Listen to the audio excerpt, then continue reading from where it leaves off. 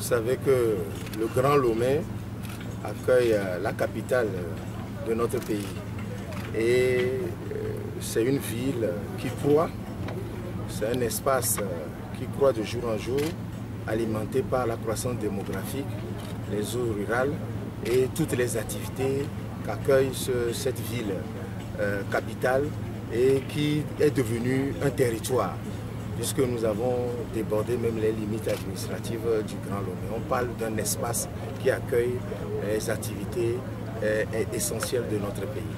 Et vous savez que le transport est une activité qui soutient les autres pour la croissance économique et le bien-être de nos populations.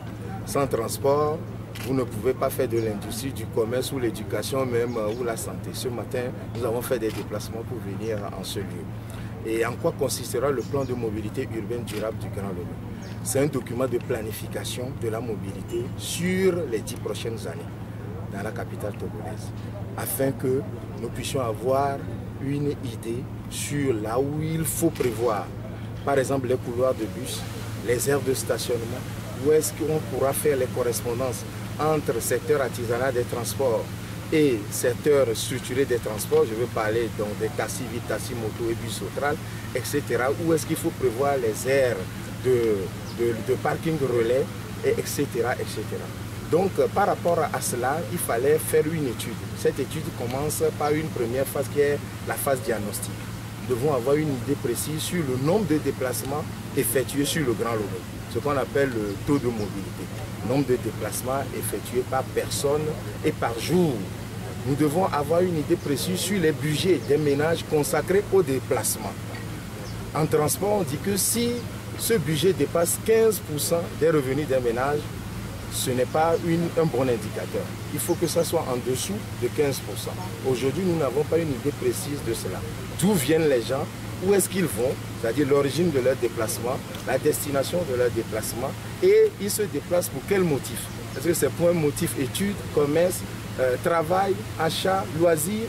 Nous devons avoir les parts modales.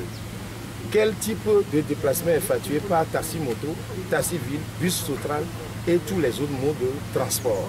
Quand vous avez une connaissance fine de tout ce dont je viens de parler, c'est plus facile de vous projeter pour pouvoir définir une politique de transport et de mobilité à l'échelle des territoires pour satisfaire les souhaits, les besoins et demandes de déplacement de nos populations sur les futures années. C'est pourquoi ce plan de déplacement urbain du Grand Lomé est quelque chose d'essentiel et de très important.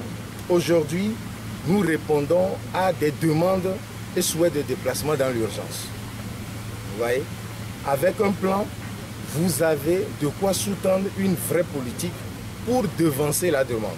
Nous ne serons plus dans la réaction, nous serons dans la planification. Nous allons répondre et mettre en place des structures et services de mobilité avant que nos populations ne fassent la demande de déplacement. Et ça change tout sur le plan de l'offre, sur le plan de la tarification, sur le plan de l'occupation des espaces. Dès maintenant, nous pouvons prévoir où est-ce que nous allons aménager des aires de stationnement au centre-ville, à la périphérie, les parkings relais qui vont permettre aux uns aux autres de venir avec leurs moyens de déplacement, de les stationner pour basculer sur les bus, les couloirs de bus, de faire en sorte que les bus ne puissent plus subir la congestion et perdre du temps dans les déplacements. Cette étude va nous permettre aussi d'avoir une idée précise sur la durée. Sur une journée de 24 heures, combien nous affectons en temps à la réalisation de nos déplacements. En transport, on dit que sur une ville, vous ne pouvez pas passer plus de 60 minutes à effectuer des déplacements sur une journée de 24 heures. Puisque sur une journée de 24 heures, vous avez du temps pour vous reposer, dormir, travailler, etc. Quand vous excédez 1 heure de temps à passer dans les déplacements, ça veut dire que votre qualité de vie est dégradée.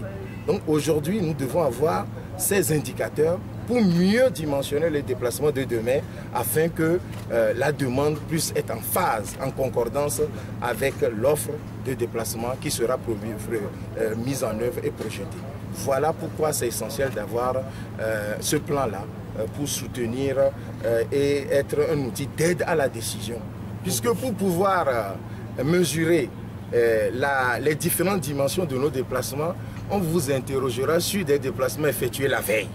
Puisque si on vous demandait combien de déplacements avez-vous effectué il y a de cela une semaine, nous tous ici, on aura déjà oublié. Donc les agents d'enquête vont passer dans des maisons pour poser des questions sur les déplacements de la veille, combien nous dépensons, quelle est la durée de nos déplacements et à quelle heure nous partons, d'où nous venons et vers où nous allons, par quels moyens nous effectuons ces déplacements.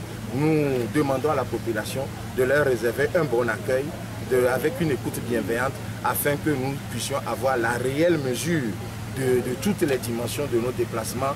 Et demain, le gouvernement projette de mieux dimensionner les offres pour répondre à nos besoins et souhaits de déplacement sur le Grand Lomé et d'éviter que nous ayons une capitale asphyxiée. Parce que quand le gouvernement ne se projette pas vers l'avenir, vous savez, vous subissez et demain, nous serons contraints de passer 2 heures, 4 heures de temps dans les bouchons à effectuer nos déplacements et nos qualités de vie seront dégradées. Donc nous sollicitons la population d'aider le gouvernement à mieux les aider.